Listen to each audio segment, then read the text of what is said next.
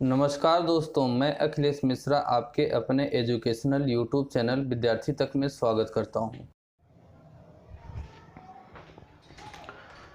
जय हिंद साथियों, कैसे हैं आप सभी। मैं अखिलेश मिश्रा एक बार फिर से आप सभी साथियों का आपके अपने यूट्यूब चैनल विद्यार्थी तक पे हार्दिक स्वागत करता हूं। साथियों, जैसा कि पता है कि आपके अपने यूट्यूब चैनल विद्यार्थी तक पे आप लोगों को daily UP TET, C TET and super TET के लिए क्लास प्रोवाइड की जा रही है। 3 क्लासें आप लोगों को पर डे दी जा रही है, जो कि एक बाल विकास की दी जाती है मॉर्निंग में, दूसरी दोपहर में हिंदी में आप लोगों को दी जाती है, और तीसरी आप लोगों को सामाजिक विज्ञान से संबंधित हिस्ट्री की 4-5 क्लासें हो चुकी हैं, और आज दूसरी क्लास ज्योग्राफी की है। ये क्लासें आप लोगों को रेगुलर दी जा रही हैं। UP TET, C TET and super TET के पूरे सिलेबस को टारगेट करते हुए यहाँ पे आपको क्लास हमारे द्वारा दी जा रही है। खास तौर पे जो 31 जनवरी 2021 को सी टेट की परीक्षा का आयोजन किया जाना सुनिश्चित हुआ है, उसके सिलेबस को भी बहुत ही अच्छे से फोकस किया जा रहा है। आप यूपी टेट की तैयारी कर रहे हैं, सी टेट की कर रहे हैं, या तो सुपर टेट की, आप तीनों की तैयारी की, अगर तीनों में से किसी एक की कर रहे हैं या तो तीनों की तैयारी कर रहे हैं, आपको किसी भी दूसरी जगह अलग से नहीं जाने की ज़रूरत है। सारे के syllabus UP TET, C TET and super TET, मतलब इन सभी के सिलेबस को अच्छे से देखा गया है, अच्छे से पढ़ा गया है, सर्च किया गया है। इसके बाद आप लोगों को यहाँ पे कंटेंट प्रोवाइड किया जा रहा है। तो आप लोग क्लास को यहाँ से किया करिए क्लास को आप लोग शुरू से लेकर लास्ट तक देखा करिए, सभी क्लासें देखा करिए। अगर आप लोग पिछली क्लास नहीं देखे हैं तो उसका लिंक आप लोगों को डिस्क्रिप्शन में दिया हुआ है, वो क्लास आप लोग देख सकते हैं। ठीक साथियों, तो जैसा कि पता है कि हम लोग ज्योग्राफी के अंतर्गत हम लोग यहाँ पे सौरमंडल से संबंधित कुछ चीज़ों को हम लोग पढ़े थे। सौरमंडल का अर्थ जाने थे, साथ ही साथ ग्रहों के बारे में हम लोग बात किए, उपग्रह के बारे में बात किए, तारा के बारे में भी बात किए थे। साथ ही साथ हम लोग नक्षत्र के बारे में भी जाने थे, कक्षा के बारे में जाने थे। कल की क्लास में हम लोग यहाँ तक पढ़ाई की बात किए थे, बिल्कुल अच्छे से बेहतर तरीके से क्लास को हम लोग यहाँ किए थे। ठीक, हम लोग अब आइए अपने क्लास को आगे बढ़ाते हैं यहीं से। ठीक, तो आज साथियों हम लोग पढ़ेंगे कि क्षुद्र ग्रह क्या होता है। ज्योग्राफी में ही हम लोग पढ़ेंगे, अर्थात भूगोल में, कि क्षुद्र ग्रह क्या होता है।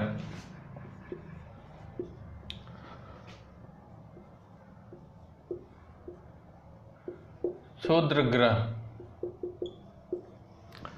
साथियों हम लोग पढ़ेंगे कि क्षुद्र ग्रह क्या होता है।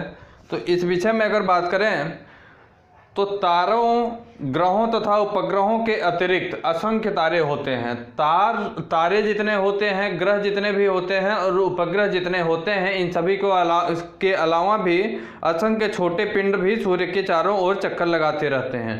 असंख्य छोटे छोटे पिंड भी सूर्य के चारों ओर चक्कर लगाते रहते हैं। ठीक साथियों, तो इन पिंडों को क्षुद्र ग्रह कहा जाता है। आइए हम लोग इसे लिखते हैं। तारों, ग्रहों तथा उपग्रहों, तारों, ग्रहों तथा उपग्रहों के अतिरिक्त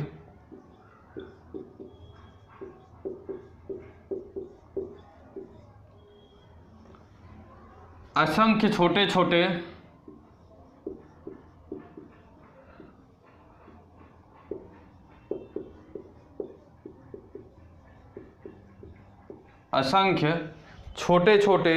पिंड भी सूर्य के चारों ओर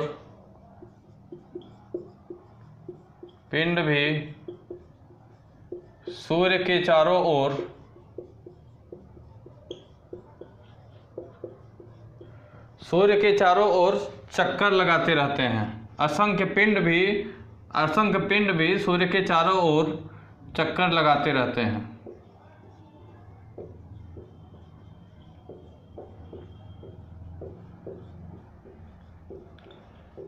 जिसे हम लोग क्षुद्र ग्रह कहते हैं।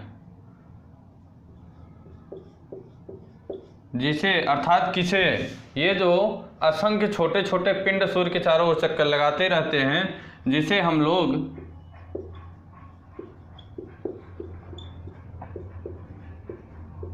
क्षुद्र ग्रह कहते हैं।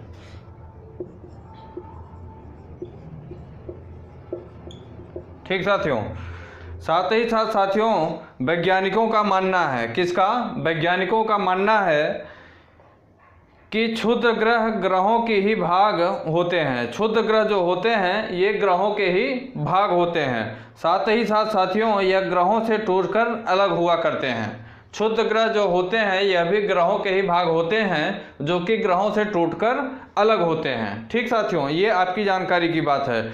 अगर हम लोग बात करें तो सामान्यतः क्षुद्र ग्रह मंगल एवं बृहस्पति की कक्षाओं में उपस्थित होते हैं। सामान्यतः क्षुद्र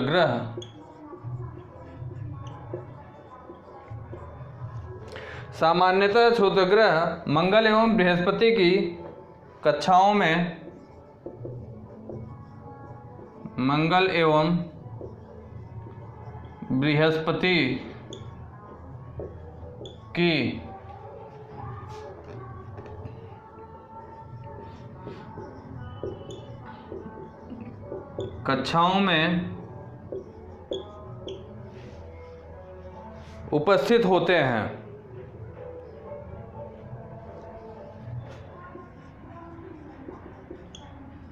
उपस्थित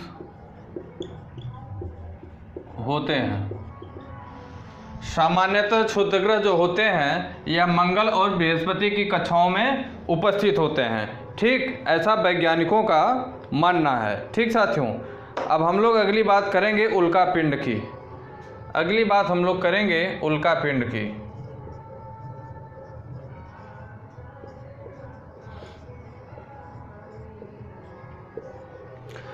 उल्कापिंड की अगर बात करें साथियों तो सूर्य के चारों ओर चक्कर लगाने वाले जो पत्थर होते हैं, पत्थरों के छोटे छोटे टुकड़े जो होते हैं उसे हम लोग उल्कापिंड कहते हैं। किसे? सूर्य के चारों ओर चक्कर लगाने वाले जो पत्थर होते हैं, सूर्य के चारों ओर चक्कर लगाने वाले जो पत्थर होते हैं, उन पत्थरों के टुकड़े छोटे छोटे जो टुकड़े होते हैं उन्हीं को हम लोग उल्कापिंड कहते हैं।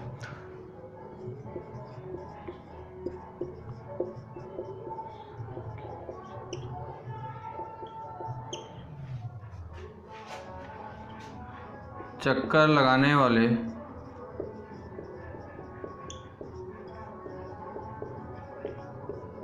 पत्थरों के छोटे छोटे टुकड़े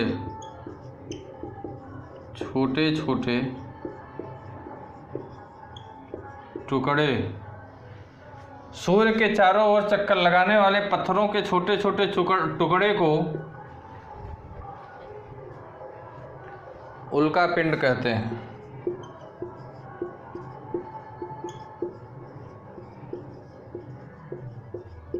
हमारा जो सूर्य होता है, कौन होता है? हमारा जो सूर्य होता है, तो सूर्य के चारों तरफ जो सूर्य होता है, सूर्य के चारों तरफ जो पत्थर होते हैं, उन पत्थरों के, सूर्य के चारों ओर पत्थर होते हैं और उन पत्थरों के जो छोटे छोटे टुकड़े होते हैं, उन पत्थरों के जो छोटे छोटे टुकड़े होते हैं उन्हीं को हम लोग उल्कापिंड कहते हैं। क्या कहते हैं? उल्कापिंड। सूर्य के चारों ओर चक्कर लगाने वाले पत्थर, सूर्य के चारों ओर चक्कर लगाने वाले पत्थर के जो छोटे छोटे टुकड़े होते हैं उन्हीं को हम लोग उल्कापिंड कहते हैं। ठीक साथियों, जब कभी भी ये पिंड पृथ्वी के नज़दीक आ जाते हैं तो वायु के साथ घर्षण होने के कारण गर्म होकर जल भी जाते हैं। जब कभी भी ये पिंड पृथ्वी के नज़दीक आ जाते हैं, कौन से? उल्कापिंड जब कभी ये पृथ्वी के नज़दीक आ जाते हैं तो वायु के साथ इनका घर्षण होता है। किसके साथ? वायु के साथ इनका घर्षण होता है, जिसके कारण यह गर्म होकर जल जाते हैं। जब कभी ये उल्कापिंड पृथ्वी के नज़दीक आ जाते हैं, जब कभी उल्कापिंड पृथ्वी के नज़दीक आ जाते हैं तो इनका वायु के साथ घर्षण होता है। वायु के साथ घर्षण होता है, तो घर्षण होने के कारण जब ये घिसते हैं, जब ये वायु के साथ घर्षण होता है, घिसते हैं, तो इनमें गर्मी उत्पन्न होती है, तो ये गर्म होते हैं। ठीक, गर्म हो जाने के कारण ये जल भी जाते हैं, गर्म हो जाने के कारण ये जल भी जाते हैं, अर्थात उल्कापिंड। ठीक साथियों, कभी कभी कोई उल्कापिंड जले बिना पृथ्वी पर गिरते हैं, जिससे धरातल पर गड्ढे बन जाते हैं। कभी कभी ऐसा होता है कि ये जो उल्कापिंड होता है, कभी कभी उल्कापिंड बिना जले हुए ही, कभी कभी ऐसा सामान्यतः होता है कभी कभी कि ये उल्कापिंड बिना जले ही पृथ्वी पर नीचे गिर जाते हैं, जिसके कारण ज़मीन में गड्ढे भी दिखाई देते हैं, जिसके कारण ज़मीन में गड्ढे हो जाते हैं। ठीक, ये हमारी उल्कापिंड की बात हुई। अब हम लोग बात करेंगे आकाशगंगा की, जिसे हम लोग मिल्की वे भी कहते हैं।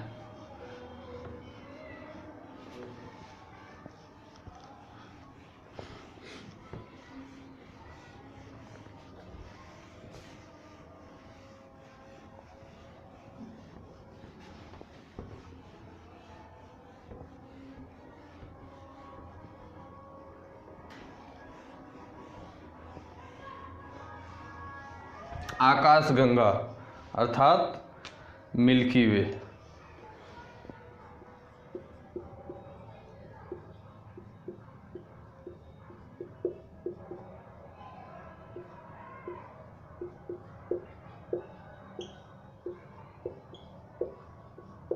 मिल्की वे। साथियों, आकाशगंगा की बात करें तो यह लाखों तारों के समूह को कहते हैं। आकाशगंगा जो होता है, लाखों तारों के जो समूह होते हैं उसे हम लोग आकाशगंगा कहते हैं। असंख्य तारों का जो समूह होता है, लाखों तारों का समूह जो होता है, उसी को हम लोग आकाशगंगा कहते हैं। सौरमंडल इस आकाशगंगा का ही एक भाग है। सौरमंडल जो होता है, सौरमंडल, यह भी आकाशगंगा का ही एक भाग है। ठीक साथियों, और अगर बात करें तो प्राचीन भारत में इसकी कल्पना आकाश के प्रकाश प्राचीन भारत में इसकी कल्पना आकाश के प्रकाश की एक बहती नदी से की गई थी। प्राचीन काल में अगर बात करें तो आकाशगंगा की तुलना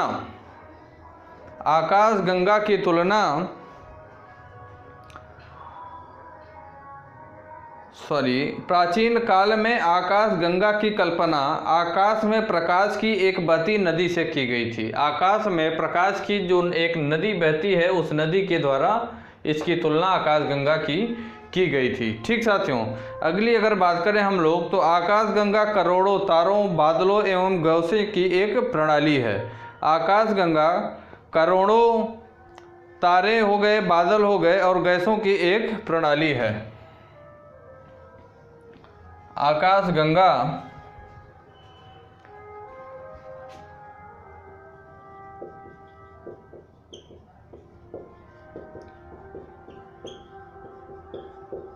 करोड़ों तारों, बादलों व गैसों की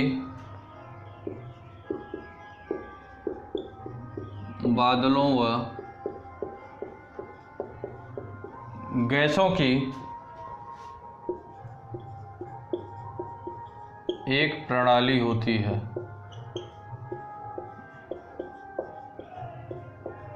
आकाशगंगा की अगर बात करें साथियों तो आकाशगंगा करोड़ों तारों, बादलों व गैसों की एक प्रणाली होती है। साथ ही साथ लाखों आकाशगंगाओं से मिलकर ही ब्रह्मांड का निर्माण होता है। जब कई बहुत ढेर सारे आकाशगंगा मिलते हैं तो किसका, ब्रह्मांड का निर्माण होता है।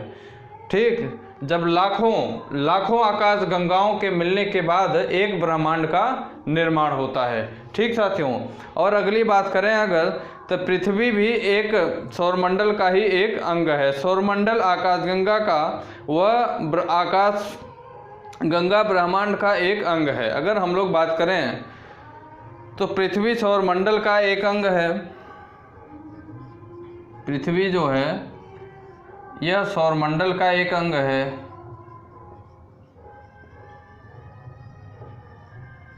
पृथ्वी जो है यह सौरमंडल का एक अंग है। सौरमंडल की बात करें तो यह आकाशगंगा का एक अंग है। किसका, आकाशगंगा का। सौरमंडल यह आकाशगंगा का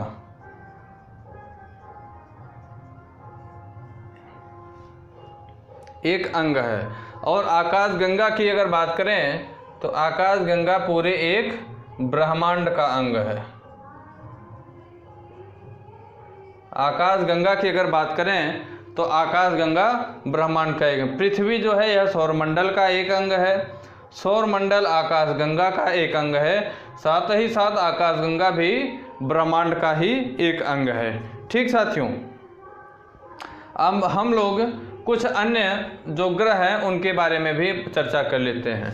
कुछ और भी जो विभिन्न प्रकार के ग्रह हैं उसके बारे में भी हम लोग चर्चा करते हैं। आकाशगंगा के बारे में आप लोग जान गए, क्या जाने कि आकाशगंगा जो है यह लाखों तारों का समूह होता है। आकाशगंगा जो होता है अर्थात मिल्की वे, यह लाखों तारों के समूह को आकाशगंगा कहते हैं। साथ ही साथ सौरमंडल इस आकाशगंगा का ही एक भाग है। सौरमंडल जो है यह आकाशगंगा का ही एक भाग है। यहाँ आप लोगों को फिगर में अच्छे से समझा दिया गया। कारण क्या होता है कि लैंग्वेज जो होती है वो कभी कभी लोगों के दिमाग में नहीं होती है, लेकिन स्ट्रक्चर जो होता है अर्थात जो फिगर होता है, फिगर लोगों के दिमाग में होती है। तो फिगर के माध्यम से भी आप लोग समझ सकते हैं कि पृथ्वी सौरमंडल का एक अंग है, सौरमंडल आकाशगंगा का ही एक अंग है, साथ ही साथ आकाशगंगा ब्रह्मांड का एक अंग है। ठीक साथियों, अगली बात अगर करें, एक बात मैं जानकारी के लिए आप लोगों को और बताया कि प्राचीन भारत में आकाशगंगा की कल्पना आकाश में प्रकाश की एक बहती हुई नदी से की गई थी। प्राचीन काल में आकाशगंगा की तुलना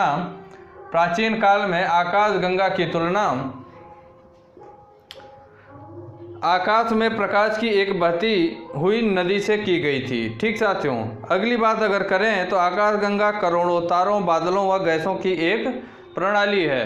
आकाशगंगा करोड़ों तारों, बादलों व गैसों की एक प्रणाली भी होती है।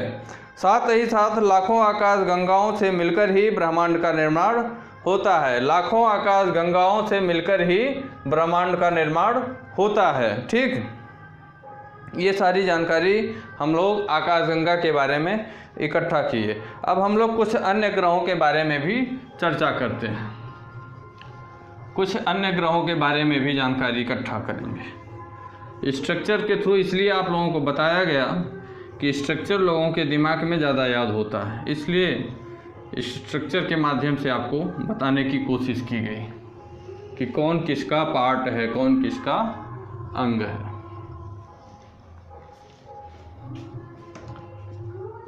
अगली बात साथियों हम लोग करेंगे, कुछ अन्य ग्रहों की बात करेंगे। कुछ अन्य ग्रह,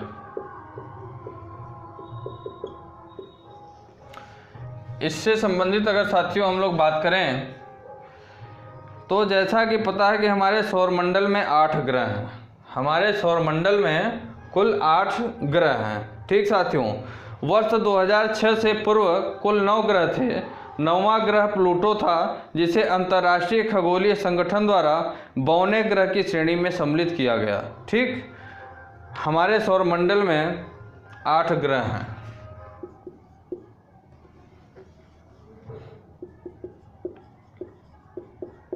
हमारे सौरमंडल में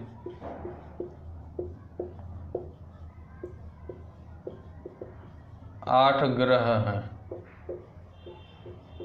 ठीक, अगली बात अगर करें तो वर्ष 2006 से पूर्व की बात करें अगर तो कुल 9 ग्रह थे। वर्ष 2006 की बात करें, वर्ष 2006 से पूर्व कुल 9 ग्रह थे। वर्ष 2006 से पहले कुल 9 ग्रह थे। 9वां ग्रह प्लूटो था, जिसे 9वां ग्रह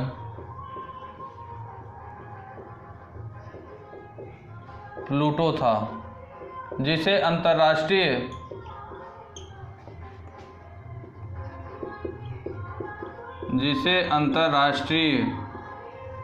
खगोलीय विज्ञान, अंतर्राष्ट्रीय खगोलीय, यहाँ आ जाएगा,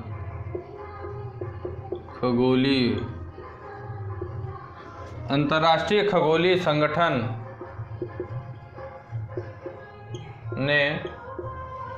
अंतर्राष्ट्रीय खगोलीय संगठन ने बौने ग्रह की श्रेणी में सम्मिलित किया। कौन से? बौने ग्रह की श्रेणी में, बौने ग्रह की श्रेणी में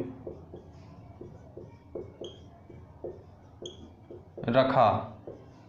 कौन रखा?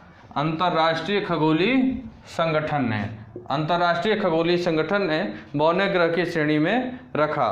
प्लूटो के साथ साथ 2003 में यूबी 313, प्लूटो के साथ साथ 2003 यूबी 313 सीरस को भी बौने ग्रह की श्रेणी में सम्मिलित किया गया। ठीक साथियों, यहाँ लिखते हैं प्लूटो के साथ साथ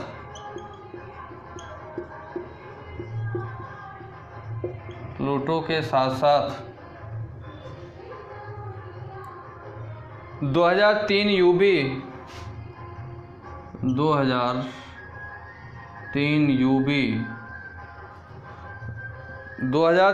313 सीरस 2003 यूबी 313 सीरस को भी बौने ग्रह की श्रेणी में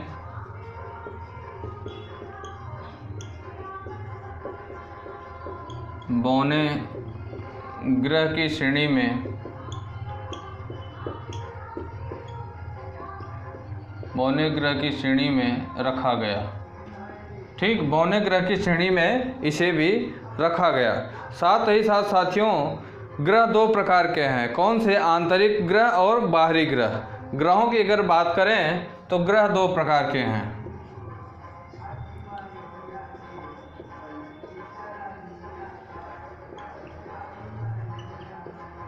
पहला आंतरिक ग्रह,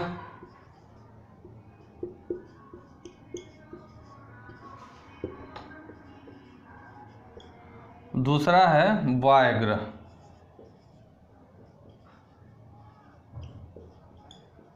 बाह्य ग्रह। ग्रह दो प्रकार के होते हैं। पहला आंतरिक ग्रह, दूसरा बाह्य ग्रह। आंतरिक ग्रह वह ग्रह होते हैं जो सूर्य के सबसे नज़दीक होते हैं। आंतरिक ग्रहों की बात करें तो जो सूर्य के सबसे नज़दीक होते हैं।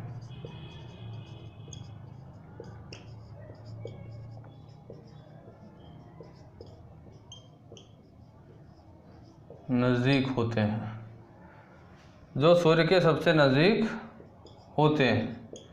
जैसे अगर बात करें तो बुध हो गया। ठीक, कौन कौन से हो गए? बुध, शुक्र, पृथ्वी, मंगल। जैसे बुध, शुक्र, पृथ्वी, मंगल। ठीक, और अगर बाह्य ग्रहों की बात करें तो वो ग्रह होते हैं जो सूर्य के से दूर होते हैं, जो सूर्य से दूर स्थित होते हैं, उसे बाह्य ग्रह कहते हैं। जैसे पृथ्वी, बृहस्पति। कौन कौन से होते हैं? जैसे अगर बात करें तो बृहस्पति हो गया, साथ ही साथ शनि, अरुण, वरुण। शनि, अरुण, वरुण। ठीक, ग्रह दो प्रकार के होते हैं। पहला आंतरिक ग्रह, दूसरा बाह्य ग्रह। अगर आंतरिक ग्रह की बात करें तो जो सूर्य के सबसे नज़दीक होते हैं उसे हम लोग आंतरिक ग्रह कहते हैं। अगर एग्जाम्पल की बात करें तो बुध हो गए, शुक्र हुआ, पृथ्वी हुआ, मंगल हुआ, ये सूर्य के नज़दीक होते हैं और आंतरिक ग्रह की श्रेणी में रखे जाते हैं। और अगर बाह्य ग्रह की बात करें तो जो ग्रह सूर्य से दूर स्थित होते हैं उन्हीं को हम लोग बाह्य ग्रह कहते हैं। इसके अगर एग्जाम्पल की बात करें तो बृहस्पति हुआ, शनि हुआ, अरुण हुआ, वरुण हुआ, ये बाह्य ग्रह की श्रेणी में रखे जाते हैं। ठीक साथियों, जैसा कि हम लोग पढ़े, ग्रहों के कुछ बारे में हम लोग पढ़े कि हमारे सौरमंडल में कुल 8 ग्रह होते हैं। हमारे सौरमंडल में कुल 8 ग्रह होते हैं, जैसा कि नीचे अभी हम लोग पढ़े। 8 कौन कौन से होते हैं? बुध, शुक्र, बुध, शुक्र, पृथ्वी, मंगल,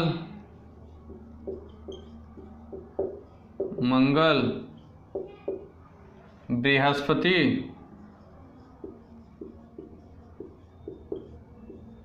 शनि, अरुण, वरुण, ये हमारे 8 ग्रह होते हैं।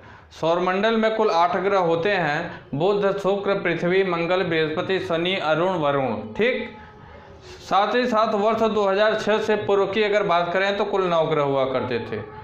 वर्ष 2000 के पहले की अगर बात करें तो 9 ग्रह हुआ करते थे। अगर हम लोग 9वें ग्रह की बात करें तो 9वां ग्रह प्लूटो हुआ करता था। कौन? 9वां ग्रह प्लूटो हुआ करता था, जिसे अंतर्राष्ट्रीय खगोलीय संगठन ने 52वें ग्रह की श्रेणी में रख दिया। कौन सी? 52वें ग्रह की श्रेणी में रख दिया। अंतर्राष्ट्रीय खगोलीय संगठन प्लूटो ग्रह को 52वें ग्रह की श्रेणी में रख दिया। साथ ही साथ प्लूटो के साथ साथ 2003 यूबी 313 सीरस को भी 52वें ग्रह की श्रेणी में रखा गया, इसे भी खोजा गया था। ठीक साथियों, ये आपकी जानकारी की बात है, कुछ अन्य ग्रहों की जो हम लोग बात कर रहे थे। अब इसके बाद आती है ग्रहों की कैटेगरी। ग्रहों की कैटेगरी की अगर बात करें तो ग्रहों की 2 कैटेगरी हुआ करती है। ग्रहों की 2 कैटेगरी हुआ करती है। अब 2 कैटेगरी की अगर बात करें तो 2 कैटेगरी कौन कौन सी होती है? तो पहली कैटेगरी होती है आंतरिक ग्रह, दूसरी बाह्य ग्रह। आंतरिक ग्रह वह होते हैं जो सूर्य के सबसे नज़दीक स्थित होते हैं। उसके अगर जैसे कि बात करें एग्जाम्पल की, तो जैसे बुध हुआ, शुक्र हुआ, पृथ्वी हुआ, मंगल, ये चारों ग्रह सूर्य के सबसे नज़दीक होते हैं। वायु ग्रह वह ग्रह होते हैं जो सूर्य से दूर स्थित होते हैं। सूर्य से दूर स्थित होने वाले ग्रहों की बात करें तो बृहस्पति, शनि, अरुण, वरुण। ठीक, ये हम लोग जानकारी बात किए कुछ विभिन्न ग्रहों के बारे में। अब हम लोग आगे बात करेंगे बुध ग्रह। बुध ग्रह के बारे में एक एक ग्रहों को हम लोग चर्चा करेंगे, तो उसी क्रम में हम लोग बुध ग्रह से शुरुआत करेंगे। ठीक, विधिवत नोट्स तैयार करिएगा। एक भी क्वेश्चन आपके एग्जाम से अगर बाहर चला गया तो जो कहेंगे सो, बस आप अपना रिवीजन जो है बनाए रखिएगा, रिवीजन को मत तोड़िएगा, साथ ही साथ अपनी नोट्स भी बनाइएगा। नोट्स बहुत ही उपयोगी साबित होगी आप लोगों के लिए, और आपके हाथ से लिखी हुई नोट्स ही आपके लिए उपयोगी होगी। नोट्स देने के लिए तो मैं भी दे सकता हूं आप लोगों को, ऐसा नहीं है, लेकिन मेरे द्वारा दी गई नोट्स और आपके हाथ से बनाई गई नोट्स में आप यह मान के चलिए कि ज़मीन और आसमान का अंतर होगा। आप अगर स्वयं अपने हाथ से लिखेंगे तो वो नोट्स पढ़ने में भी मन लगेगा, आपकी पढ़ने की इच्छा होगी। हमारे द्वारा नोट्स लेने की आपकी उत्साह तो बहुत ज़्यादा होगी, क्योंकि उसी से मैं भी गुजरा हूँ। तो मेरे द्वारा दी गई नोट्स आपको प्राप्त करने की उत्साह तो बहुत ज़्यादा होगी, इतनी ज़्यादा होगी कि आपसे मैं क्या बताऊँ कि नोट्स अगर मिल जाता तो मैं सब कुछ एकदम समझिए विद्वान ही हो जाता। लेकिन उसी के दुगुने चौगुनों के अगर बात करें, उसी के दुगुने चौगुने उत्साह के साथ आप उस नोट्स को छूना भी बंद कर देंगे, आपसे मैं गारंटी के साथ कह रहा हूँ। और अगर आप लोग अपने हाथ से बनाई हुई नोट्स, अपने हाथ से बनाई हुई नोट्स को अगर आप लोग रखेंगे तो वो आजीवन आप लोग जब आपकी इच्छा होगी तब चाहेंगे कि हम उसे खोल के पलट के देख लें तुरंत। जब भी आपका कोई भी एग्ज़ाम हो, आप अपने नोट्स को बस एक बार पलट के देखिए, उसके बाद फिर आपको खुद ही समझ में आएगा। ठीक, हम लोग यहाँ बात करेंगे बुध ग्रह की, जिसे हम लोग मरकरी भी कहते हैं। बुध ग्रह, मरकरी। ठीक, बुध ग्रह की बात करें तो कुछ मेन पॉइंट होते हैं, उसे हम लोग नोट करेंगे। पहला पॉइंट होता है यह सूर्य के सबसे नज़दीक स्थित होता है। यह सूर्य के सबसे नज़दीक स्थित होता है, सबसे नज़दीक स्थित होता है। यह सूर्य के सबसे नज़दीक होता है। साथ ही साथ यह बुध ग्रह का कोई उपग्रह नहीं है। बुध ग्रह का कोई उपग्रह नहीं है।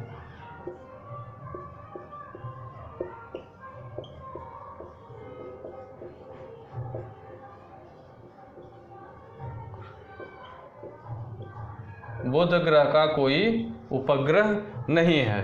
साथ ही साथ साथियों अगर हम लोग तीसरी बात करें तो बुध ग्रह सूर्य की परिक्रमा पश्चिम से पूर्व की ओर करता है। बुध ग्रह सूर्य की परिक्रमा की बात करें तो यह पश्चिम से पूर्व की ओर करता है। बुध ग्रह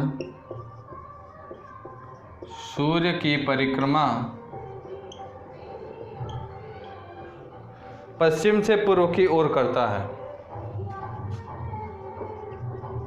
पश्चिम से पूर्व की ओर करता है।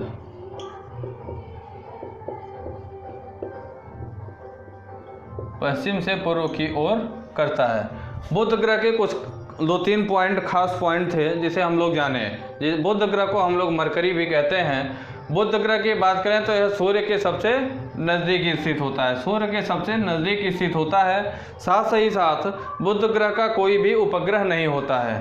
बुध ग्रह का कोई भी उपग्रह नहीं होता है। अगली बात अगर करें साथियों हम लोग तो बुध ग्रह सूर्य की परिक्रमा की अगर बात करें कि बुध ग्रह सूर्य की परिक्रमा किस दिशा से किस दिशा की ओर लगाता है, तो बुध ग्रह सूर्य की परिक्रमा पश्चिम से पूर्व की ओर लगाता है। बुध ग्रह सूर्य की परिक्रमा पश्चिम से पूर्व की ओर लगाता है। ठीक साथियों, अब हम लोग आगे बात करेंगे शुक्र ग्रह की, जिसे हम लोग वीनस भी कहते हैं।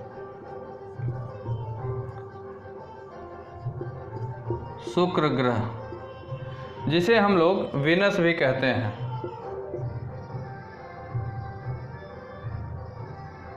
वीनस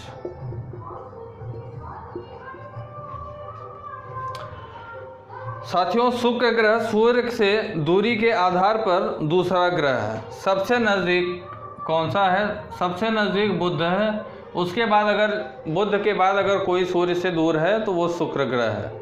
तो इसमें हम लोग लिखेंगे तो शुक्र ग्रह सूर्य से दूरी के आधार पर दूसरा ग्रह है। शुक्र ग्रह सूर्य से दूरी के आधार पर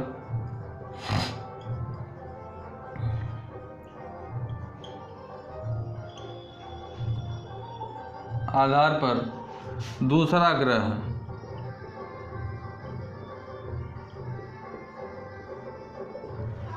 सूर्य ग्रह जो है वह सूर्य से दूरी के आधार पर दूसरा ग्रह है। ठीक साथियों, अब अगर अगली बात करें तो सूर्य ग्रह को भोर का तारा व सांझ का तारा भी कहा जाता है। अगर आपसे एग्जामिनर पूछ ले कि कौन से ग्रह को भोर का तारा या सांझ का तारा कहा जाता है तो वहाँ आपका आंसर शुक्र के लिए होगा। ठीक, तो हम लोग लिखेंगे कि शुक्र ग्रह को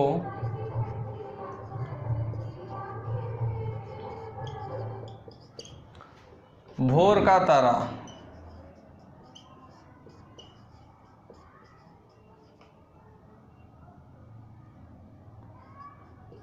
या सांझ का तारा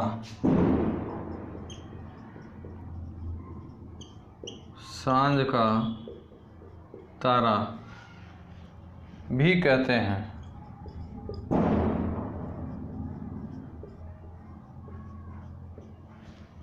शुक्र ग्रह को भोर का तारा तथा सांझ का तारा भी कहते हैं। अगली बात अगर करें तो शुक्र ग्रह को चमकीला ग्रह भी कहा जाता है। शुक्र ग्रह को चमकीला ग्रह भी कहा जाता है।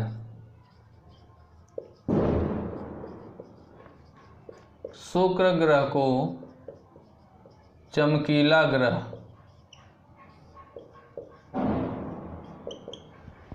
भी कहा जाता है।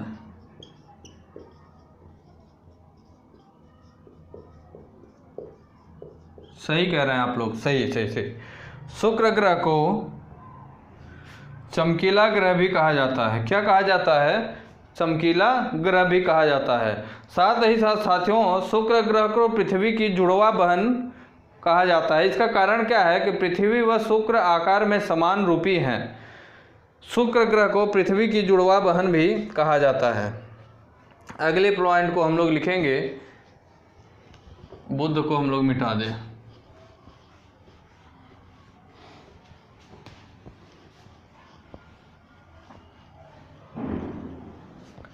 शुक्र ग्रह को पृथ्वी की जुड़वा बहन भी कहा जाता है।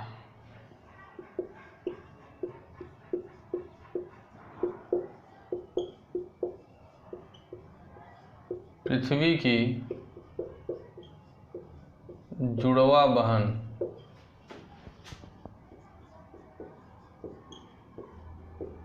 भी कहा जाता है।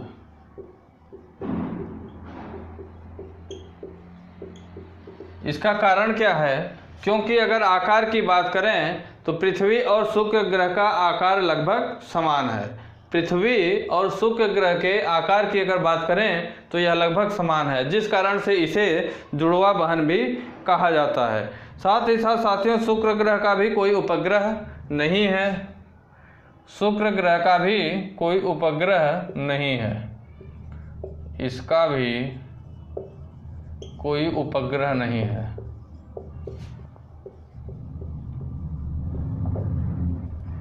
इसका भी कोई उपग्रह नहीं है। साथ ही साथ अगर अगली बात करें तो यह ग्रह सूर्य की परिक्रमा पूर्व से पश्चिम की ओर लगाता है। यह ग्रह सूर्य की परिक्रमा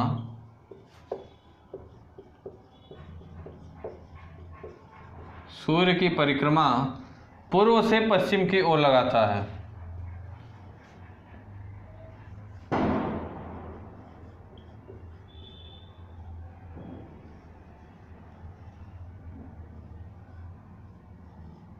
पूर्व से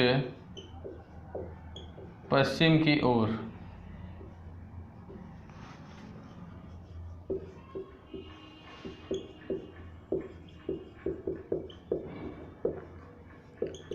यह ग्रह सूर्य की परिक्रमा पूर्व से पश्चिम की ओर लगाता है। शुक्र ग्रह की हम लोग बात कर रहे हैं। शुक्र ग्रह को हम लोग वीनस भी कहते हैं। क्या कहते हैं? वीनस भी कहते हैं हम लोग। शुक्र ग्रह को हम लोग वीनस भी कहते हैं। शुक्र ग्रह सूर्य के से दूरी के आधार पर यह दूसरा ग्रह है। शुक्र ग्रह की बात करें तो सूर्य से दूरी के आधार पर अगर देखा जाए तो यह दूसरा ग्रह है। साथ ही साथ शुक्र ग्रह को भोर का तारा या सांझ का तारा भी कहते हैं। शुक्र ग्रह को भोर का तारा या सांझ का तारा भी कहते हैं। साथ ही साथ शुक्र ग्रह को चमकीला ग्रह भी कहा जाता है। शुक्र ग्रह को चमकीला ग्रह भी कहा जाता है। साथ ही साथ शुक्र ग्रह को पृथ्वी की जुड़वा बहन भी कहा जाता है। अगर आपसे एग्जामिनर पूछ ले कि वह कौन सा ग्रह है जिसे पृथ्वी की जुड़वा बहन के रूप में जाना जाता है, तो आप लोगों को यहाँ आंसर शुक्र ग्रह देना है। शुक्र ग्रह को पृथ्वी की जुड़वा बहन भी माना जाता है। उसका कारण क्या है? उसका कारण यह है कि पृथ्वी के आकार की बात करें और शुक्र ग्रह के आकार की बात करें तो दोनों का आकार लगभग सेम है। पृथ्वी के आकार की अगर बात करें और शुक्र के आकार की बात करें तो इन दोनों का आकार लगभग सेम है। इस कारण से इसे जुड़वा बहन भी कहा जाता है। साथ ही साथ साथियों, मैंने आपको बताया कि शुक्र ग्रह का भी कोई उपग्रह नहीं है। शुक्र ग्रह का भी कोई उपग्रह नहीं है। यह ग्रह सूर्य की परिक्रमा पूर्व से पश्चिम की ओर लगाता है। इसमें यह भी पूछ लेता है कि कौन सा ग्रह, मान लीजिए आपसे पूछ लिया कि सूर्य ग्रह पृथ्वी की सूर्य की परिक्रमा किस दिशा की ओर लगाता है। ठीक है ना। और मान लीजिए कि इससे पहले हम लोग पढ़े थे बुध ग्रह, तो बुध ग्रह की बात हुई थी तो वो पश्चिम से पूर्व की ओर लगाता है। बुध ग्रह पश्चिम से पूर्व की ओर लगाता है। एक ट्रिक समझिए आप लोग। बुध ग्रह सूर्य के सबसे नज़दीक है दूरी के आधार पर, उसके बाद शुक्र ग्रह आता है। बुध ग्रह सूर्य की परिक्रमा की बात करें तो वह पश्चिम से पूर्व की ओर लगाता है, लेकिन अगर वहीं शुक्र ग्रह की बात करें तो वह पूरब से पश्चिम की ओर लगाता है। शुक्र ग्रह की अगर बात करें कि सूर्य की परिक्रमा किस दिशा से किस दिशा की ओर लगाता है तो वह सूर्य पूरब से पश्चिम की दिशा की ओर लगाता है। ठीक, वहीं पे अगर हम लोग बुध ग्रह की बात करें तो जस्ट इसी का अपोजिट अर्थात पश्चिम से पूर्व की ओर लगाता है। ठीक साथियों, अब हम लोग अगली बात करेंगे पृथ्वी की। किसकी बात करेंगे हम लोग? अगली बात करेंगे हम लोग पृथ्वी की। ये हमारा बुध ग्रह हुआ, शुक्र ग्रह हो गया। दो ग्रहों को तो हम लोग निपटा दिए। ग्रहों को हम लोग पढ़ रहे हैं। हम लोगों की भी ग्रह दशा सही होनी चाहिए। साथियों, आप लोग बिल्कुल अच्छे से नोट्स बनाइएगा। टू द पॉइंट आप लोगों को पढ़ाया जा रहा है, एकदम जैसे कि एग्ज़ाम में क्वेश्चन पूछता है सेम उसी तरीके से। आप लोगों को यहाँ पे सिलेबस कराया जा रहा है। अब हम लोग पृथ्वी की बात करेंगे। किसकी? पृथ्वी की, जिसे हम लोग इंग्लिश में अर्थ भी कहते हैं। हम लोग पृथ्वी की बात करेंगे। पृथ्वी भी एक ग्रह है, पृथ्वी माता, अर्थ। साथियों, अगर पृथ्वी की बात करें तो पृथ्वी ग्रह सूर्य से दूरी के आधार पर तीसरा ग्रह है। यह सौरमंडल का एकमात्र ग्रह है जहां पर जीवन संभव है। पृथ्वी ग्रह सूर्य से दूरी के आधार पर, पृथ्वी ग्रह सूर्य से दूरी के आधार पर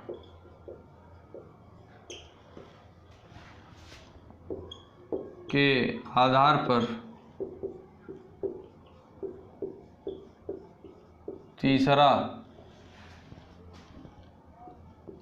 ग्रह है,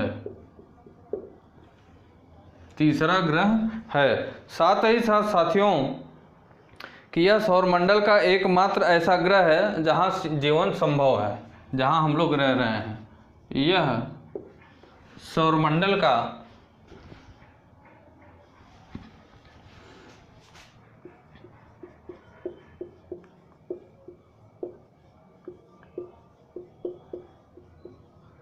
एकमात्र ऐसा ग्रह है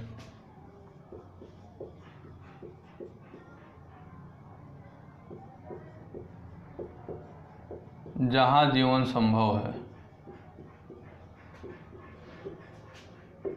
जहां जीवन संभव है, जहां जीवन संभव है। ठीक साथियों, जहां जीवन की बात करें तो जहां जीवन संभव है। साथ ही साथ साथियों बात करें तो इस ग्रह को नीला ग्रह भी कहा जाता है। उसका कारण क्या है कि पृथ्वी के अधिकांश भाग पर जल है। पृथ्वी को नीला ग्रह भी कहा जाता है। पृथ्वी ग्रह को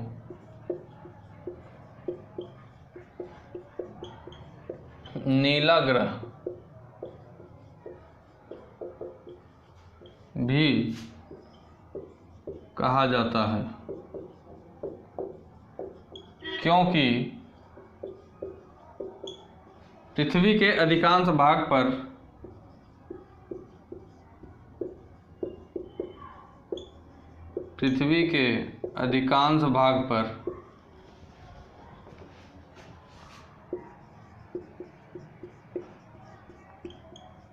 जल है। पृथ्वी को नीला ग्रह भी कहा जाता है, उसका कारण यह है कि पृथ्वी के अधिकांश भाग पर जल है। साथियों, यह ग्रह अपने अक्ष पर 23.5 डिग्री झुका हुआ है। पृथ्वी ग्रह अपने अक्ष से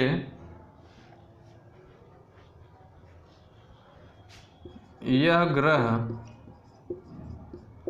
अपने अक्ष पर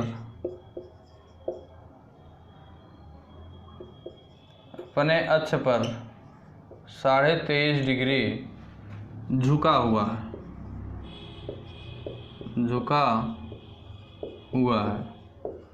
पृथ्वी ग्रह अपने अक्ष पर 23.5 डिग्री झुका हुआ है। पृथ्वी का एकमात्र उपग्रह चंद्रमा है। पृथ्वी के अगर उपग्रह की बात करें तो इसका एकमात्र उपग्रह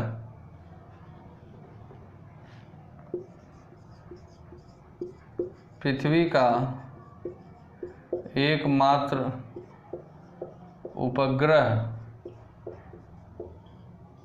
चंद्रमा।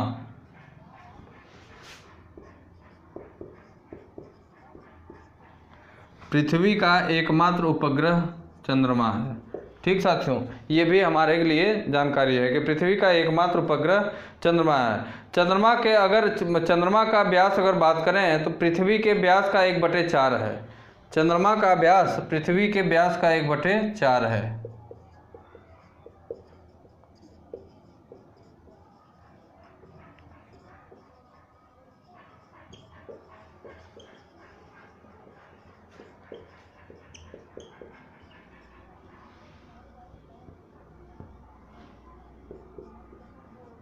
एक बटे 4 है।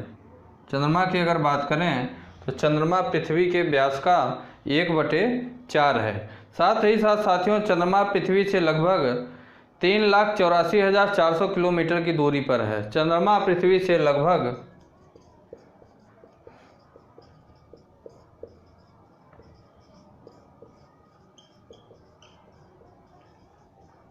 3,84,400 किलोमीटर की दूरी पर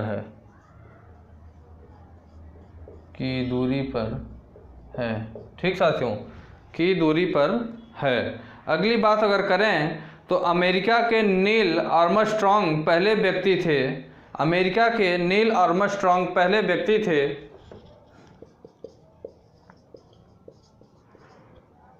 किसकी बात हम लोग कर रहे हैं? अमेरिका की।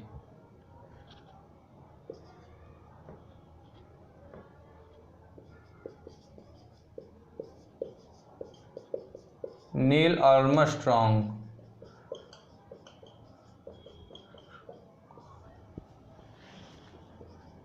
ऐसे पहले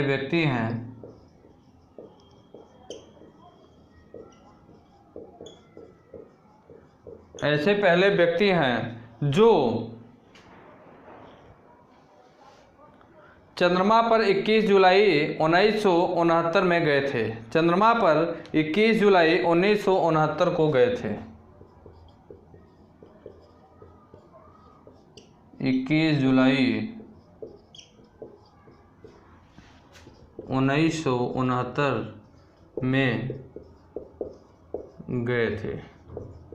अगर अमेरिका के नील आर्मस्ट्रॉन्ग ऐसे पहले व्यक्ति हैं जो चंद्रमा पर 21 जुलाई 1969 को गए थे। चंद्रमा पृथ्वी की एक चक्कर लगभग 27 दिन में पूरा करता है, ये हम लोगों को पता है। चंद्रमा पृथ्वी का एक चक्कर लगभग 27 दिन में पूरा करता है। चंद्रमा पृथ्वी का एक चक्कर लगभग 27 दिन में पूरा करता है। 27 दिन में पूरा करता है। साथियों, हम लोग पृथ्वी ग्रह की बात कर रहे थे। किसकी? पृथ्वी ग्रह की बात कर रहे थे। पृथ्वी ग्रह सूर्य से दूरी के आधार पर तीसरा ग्रह है। पृथ्वी ग्रह की अगर बात करें तो सूर्य से दूरी के आधार पर तीसरा ग्रह है। यह ग्रह सौरमंडल का एकमात्र ऐसा ग्रह है जहां जीवन संभव है। सौरमंडल में जो जितने भी आठों ग्रह हैं उन सभी 8 ग्रहों में से सौरमंडल का यह सिर्फ एकमात्र ऐसा ग्रह है जहां मानव जीवन संभव है।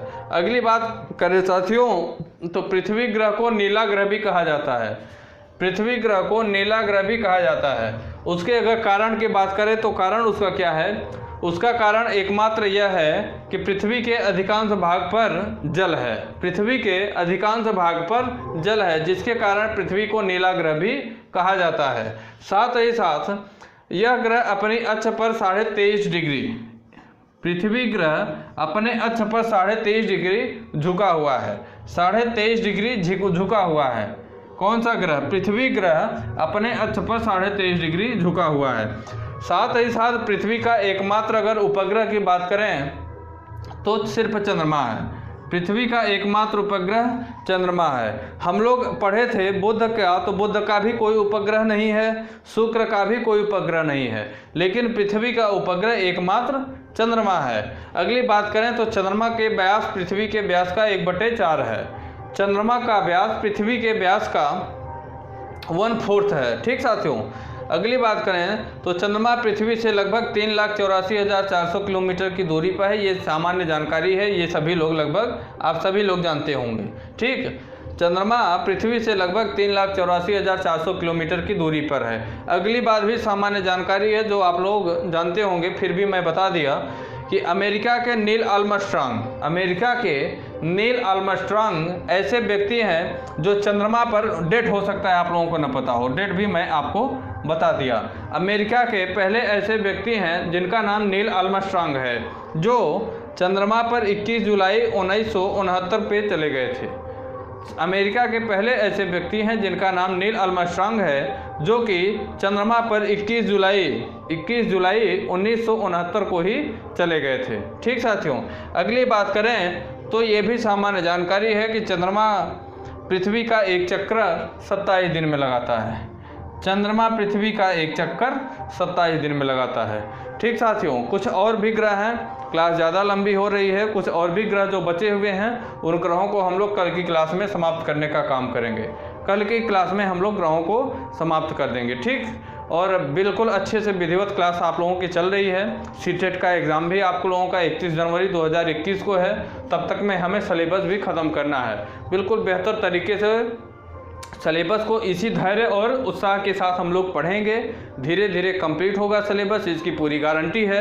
अगर आपको लगता है कि सिलेबस नहीं कंप्लीट होगा, हमें भी अगर थोड़ा बहुत फील होगा, हालांकि ऐसा हो ही नहीं सकता। जिस स्पीड से हम लोग चल रहे हैं अपना सिलेबस बिल्कुल ज़बरदस्त तरीके से हम लोग टू द पॉइंट हम लोग ख़त्म करेंगे।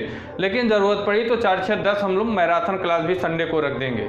संडे को मैराथन क्लास भी हम लोग रख देंगे। ठीक, तो हम लोगों का सिलेबस बेहतर तरीके से ख़त्म होगा, बिल्कुल समझदारी के साथ समझते हुए चीज़ों को आप लोग बिल्कुल अच्छे से विधिवत नोट्स बनाते हुए, चीज़ों को बिल्कुल अच्छे से बढ़िया नोट्स बनाते हुए आप लोग नोटिस किया करिए। क्लास को शुरू से लास्ट तक देखा करिए। बीच बीच में इसका रिवीजन ज़रूर किया करिए। रिवीजन नहीं करेंगे चीज़ें भूल जाएंगे, एग्ज़ाम में आप डाउट क्रिएट होगा आप लोगों को। रिवीजन अगर नहीं करें, रिवीजन किसी भी चीज़ में रिवीजन बहुत ही ज़रूरी है। रिवीजन नहीं करेंगे तो एग्ज़ाम हॉल में जब आप बैठेंगे तो एग्जामिनर इस तरीके का ऑप्शन देता है, इतना करीब ऑप्शन देता है कि आप देख के कंफ्यूज होंगे, कंफर्म हो ही नहीं सकते, क्वेश्चन गलत करके आएंगे। ठीक, तो रिवीजन बहुत ही ज़रूरी है। रिवीजन बीच बीच में आप लोग किया करिए। ठीक साथियों, तो ठीक है, क्लास को यहीं से ओवर करते हैं। आप लोगों के बाल विकास की भी क्लास आपके चैनल पर पहुंच चुकी है, साथ ही साथ हिंदी की भी क्लास आप लोगों को पहुंच चुकी है, जो कि दोपहर में दी जाती है। बाल विकास की सुबह दी जाती है। ये क्लास अभी आप लोगों तक पहुंच ही गई है। ठीक साथियों, तो ठीक है, क्लास को ओवर करते हैं। और अगर आप हमारे यूट्यूब चैनल विद्यार्थी तक पे नए हैं तो आप इसे सब्सक्राइब करिए।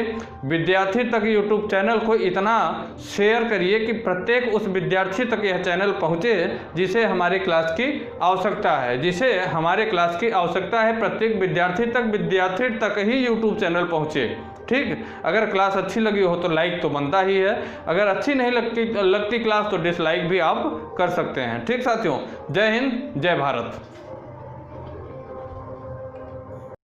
दोस्तों, अगर आप हमारे YouTube चैनल विद्यार्थी तक पे नए हैं तो लाइक करें, सब्सक्राइब करें और बेल आइकन को दबाना ना भूलें। धन्यवाद।